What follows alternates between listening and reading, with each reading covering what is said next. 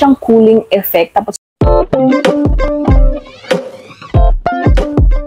hi mga ging, and welcome back to my YouTube channel. And for today's video, meron na naman tayong bagong product na i-review. At bago tayo magpatuloy sa ating product review sa mga baguhan dito sa aking channel, ako nga pala ang inyong Ate Tin at gumagawa ako ng mga product review dito. At kung gusto nyo ng mga ganong video, mag-subscribe ka na at isama mo na rin yung bell icon para lagi kang updated sa mga i-upload ko na videos. At ngayon nga mga ging, katatapos ko lang palang maligo kasi gabi ako naligo ngayon para maya-maya pagkatulog ko is masarap yung tulog ko at makatulog ako kaagad kasi hindi gaano mainit yung katawan ko. Dahil sobrang init talaga dito sa amin ngayon. At eto na nga, ang dami ko ng chika sa inyo. Magre-review na tayo. Ipapakita ko na sa inyo kung anong product ang i-review natin ngayon. Pero for sure, alam nyo na kasi nga nakita nyo na sa ating thumbnail. Pero ito na mga ging, hindi ko na patatagalin. Etong Every Single Day Sunscreen ng Saku Skin. At kilala nyo naman ako kung nakasubaybay ka sa channel ko. Mahilig talaga ako sa sunscreen at hindi talaga nawawala sa skincare ko ang sunscreen. Mawala na yung ibang product pero yung sunscreen hindi talaga pwedeng mawala yan kasi andyan talaga yan palagi. Hindi tayo pwede na maubusan ng sunscreen. At alam nyo din mga ging na mahilig ako sa sunscreen na walang white cast. So ngayon matatry natin itong si Every Single Day Sunscreen ng Saku Skin. Titingnan natin kung wala ba talaga siyang white cast, kung mabilis lang ba siyang mag-blend. So malalaman natin kaagad yan ngayon. At dito naman tayo ngayon mga ging sa kanyang packaging. Ayan, ganyan lang yung kanyang packaging. Tube type siya, tapos white, pink, at silver yung kanyang combination. At ang nakalagay sa harap is yung logo, tapos yung pangalan ng brand, Saku Skin, at yung pangalan ng product. Itong Every Single Day Sunscreen. Meron pala itong SPF 50 PA+++, UVA plus UVB broad spectrum, water-based gel, lightweight, non-greasy, no white cast, at meron tayong 50 ml ng product. At dito naman sa likod mga ging, babasahin ko sa inyo kung ano yung nakalagay dito sa kanyang likuran. So, ang nakalagay dito, Every Single Day Sunscreen. Every Single Day Sunscreen protect, brightens, moisturize, and hydrate your skin. It is a lightweight, fast-absorbing, non-greasy, and no white cast, water-based gel sunscreen. This can also serve as a makeup base primer, perfect for all skin type. So, marami din siyang ingredients na nakalagay, so hindi na lang natin isa-isahin kasi nga napakadami nito. Magbibigay na lang ako sa inyo ng mga iilan. So, meron siyang glycerin, meron siyang aloe vera, meron din siyang niacinamide, sakura extract, hyaluronic acid, centella asiatica, rose water extract, meron din siyang castor oil, so yun yung mga ingredients niya. Tapos meron din nakalagay dito kung paano natin siya gamitin. Apply generously amount on your face, body, as the last step in your skincare routine before your makeup. Re-apply at least every 2 hours. So yun yung nakalagay sa harap. Meron din itong precaution, yung storage condition niya. Andito din yung kanyang manufacturing date at yung kanyang expiry date. At ang kinaganda din dito mga ging kasi nga natural ang ingredients nito at cruelty-free din ang product ng Saku Skin, yung kanilang Every Single Day Sunscreen. So ngayon naman bubuksan na natin ito at para malaman natin kung totoo ba yung mga kiniklaim niya na lightweight, water-based, non-greasy, tsaka no white cast. So ngayon maglalagay tayo dito sa aking kamay. Di ko sure kung makikita nyo. Ayan. So, ayan yung product mga ging. White lang siya. Tapos, water-based din daw. So, ngayon, maglalagay ako dito sa kabilang face ko. Wala pala akong nilagay sa face ko na kahit na ano. So, maglalagay tayo dito ng sunscreen. Ayan mga ging, nakita nyo ba? Ang bilis lang niyang i-blend at sobrang watery niya. Minimal lang din yung amoy niya.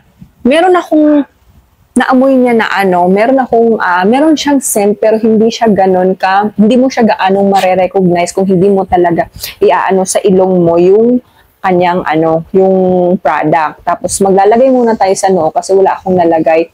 Yung kabilang face, hindi natin siya lalagyan kasi meron tayong gagawin mamaya. So, ayun mga ging, ang bilis lang niyang mag-absorb Wala din siyang white cast so far. Tingnan nyo naman, 'di ba? Matte finish din siya. Ayan. Wala din siyang lagkit. So, totoo talaga yung mga inaano nila. At ang masasabi ko lang dito is siya yung pinaka watery, lightweight sa mga na-try ko na sunscreen. Ayan, wala siyang lagkit, wala din siyang lagkit factor. So ngayon naman, ang gagawin natin mga ging, meron ako ditong vitamin C serum. So maglalagay tayo dito sa kabila kong face. Titingnan natin kung pag maglalagay ako ng sunscreen, hindi ba siya maglilibag-libag. So ayan, kukuha tayo ng serum, maglalagay tayo dito. Ayan. So, ang gagamitin ko ng pag-blend is ito kasi ito yung kabila kasi yung ginamit ko kanina nung naglagay ako ng sunscreen para sure talaga tayo na, alam nyo yun, wala lang ibang nahalo, kundi itong serum lang. So, ayan, lalagyan natin ng serum. Patutuluin ko lang saglit yung serum tapos mag-a-apply tayo ulit nitong every single day sunscreen ng Saku Skin. Titingnan natin kung hindi ba siya maglilibag or kung ano pang ibang mga reaction kasi nga nahaluan siya ng ibang product. So ngayon mga ging, kasi medyo tuyo na yung aking nilagay na na serum, maglalagay na tayo nitong sunscreen. So ang gagawin ko, ito na yung gagamitin ko kasi ito naman yung pinag-blend ko kanina. So maglalagay tayo dito. So ayan yung product. Maglalagay tayo. Ayan, ang watery niya, nalaglag na siya. Ayan. So maglalagay tayo. Yan, pati dito sa ating noo. Ayan, ang bilis pa din yung ma-blend mga ging. Wala pa rin akong nafe-feel na parang naililibag sa mukha ko. Pero syempre, aayusin ko muna yung paglagay. Tapos mamaya, kukudkurin natin kung wala ba siyang paglilibag. So, ayan. So, ayan, nalagay ko na siya. Nakaset na siya sa face ko. At ang bilis lang din niyang mag-set. Grabe mga ging. Ito talaga yung parang na-try ko na sunscreen na ang bilis lang niyang i-blend. Ang bilis mo lang din siyang ilagay sa mukha mo. Tapos, alam mo yung parang siyang nagme-melt sa mukha mo. Ganun siya. Tapos ngayon, syempre, kahit medyo malayo tayo, lalapit tayo at titingnan natin kung meron bang maglilibag sa face ko kasi nga kukudkurin natin dahil nilagyan natin ng serum yung kabilang side. So, ayan siya mga ging, yung face ko. So, kukudkurin natin kung meron siyang paglilibag na mangyayari. Ayan. So far mga ging, tingnan nyo, diba? Kinudkud ko na yan, pero wala siyang paglilibag. Ayan.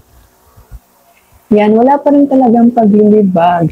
So far mga ging, okay talaga itong sunscreen ng Saku Skin. At alam nyo naman talaga ako na ayoko talaga ng product na merong white cast.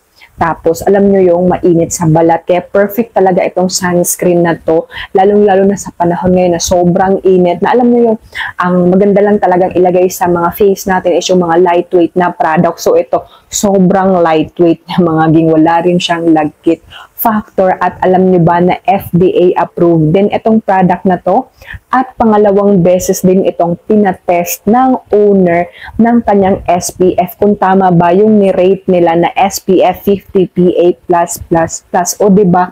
So sobrang secure talaga ng product na to kung ito yung gagamitin natin na sunscreen pang araw-araw. Pero syempre mga ging, daliin pa rin natin mag-patch test para sure po tayo na secure po yung ating mga balat. At ang napansin ko pala mga ging, yung pagkalagay ko sa face ko is meron siyang konting meron siyang cooling effect. Tapos parang ang fresh na mukha mo after mo maglagay nitong every single day sunscreen. Tapos yun nga, matte finish siya.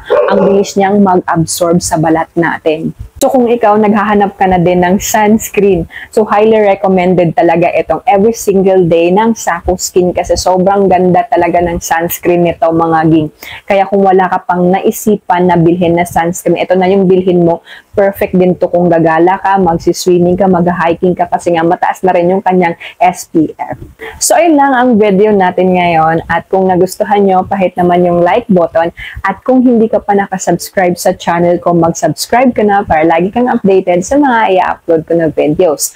At kung meron ka mang suggestion na mga product na ipa-review sa atin, mag-comment ka lang at gagawan ko kaagad yan ng review. So ayun lang, maraming salamat sa pagsama. Bye-bye!